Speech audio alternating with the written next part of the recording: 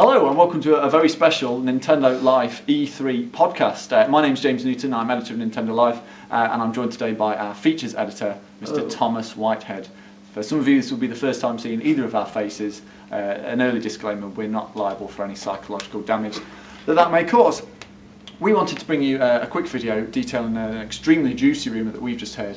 Basically the Japanese newspaper Nikkei, who has an exceptional track record of getting Nintendo rumours right in the past, is reporting that tomorrow during Nintendo's E3 conference we will see a brand new 3DS redesign which will have a bigger screen.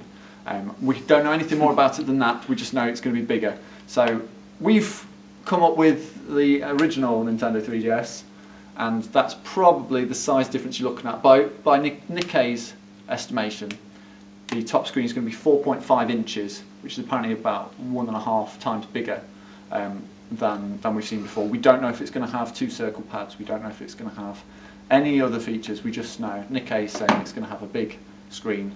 And in the past, I mean, Nikkei was one of the first sites to actually lead with the idea that there was a 3DS. So I pretty much trust their word on this, but is it too early? Yeah, I think so, because, I mean, 3DS has only been selling well for... Like 6 months tops? 6 months at the most, yeah. So yeah, it seems just as it's getting momentum, to kind of throw a new one out might confuse people, might... Well, yeah, I mean, obviously you've got the idea of resentment, because obviously a lot of people who've just bought their Nintendo 3DS, if it's just had such a good sales period, it seems kind of silly to then introduce a new model that does nothing more than a bigger screen. But, you know, on the other hand, a lot of people have been saying since launch that they would like a machine with a bigger screen. Yeah. And so you're damned if you do and you're damned if you don't, right?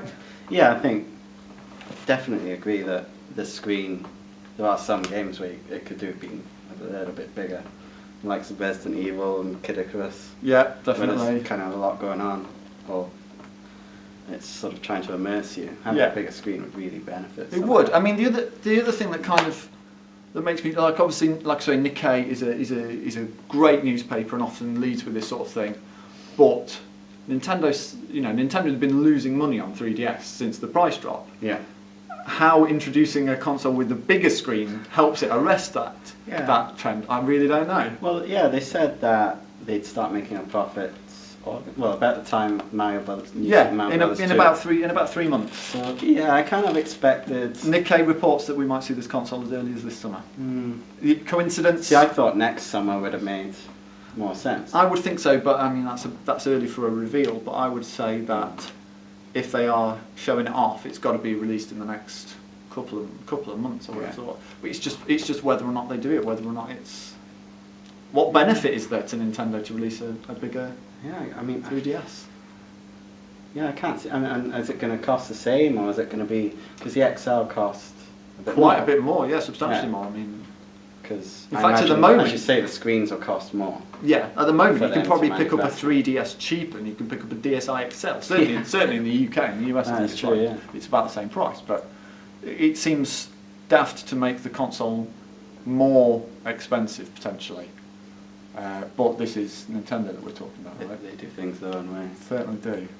So I guess the sum total of this video podcast is that we don't know if it's a good idea or not, and we don't know if it's going to happen or not, which is the kind of insightful editorial which you come to Nintendo Live for. But it's the kind of rumour that you can't ignore.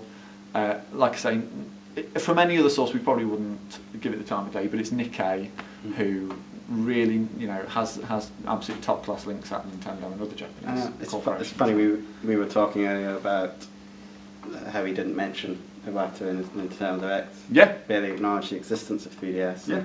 Wondering whether it's going to appear at all in the conference, or very briefly. But now maybe they're saving something as they see it. I think they may have just trolled us a little bit by saying, and then sort of, we were discussing it earlier that Nintendo 3DS really is still only taking off. Yeah. It's still only, you said it was a float. It's not soaring. It's not sailing away sales wise. It's kind of it's on an even keel.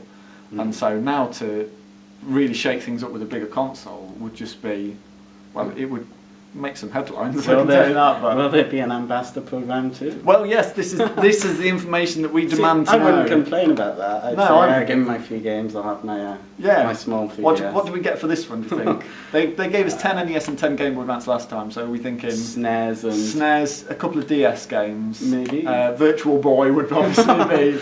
A good one. Mario Tennis on Virtual Boy. Mario Tennis, Wario Land, would be excellent as well. None of which sadly will happen. But anyway, tomorrow you can find out the truth for yourself live right here at Nintendo Live. We will be doing live updates throughout Nintendo's conference. It starts at 9 AM Pacific time, which is 12 midday Eastern, 5 PM UK, 6 PM Central European time, or 2 AM Australian Eastern Standard Time. Australia's not in Europe now, right? Yeah, don't ask me, I don't know. I've really got to update my maps.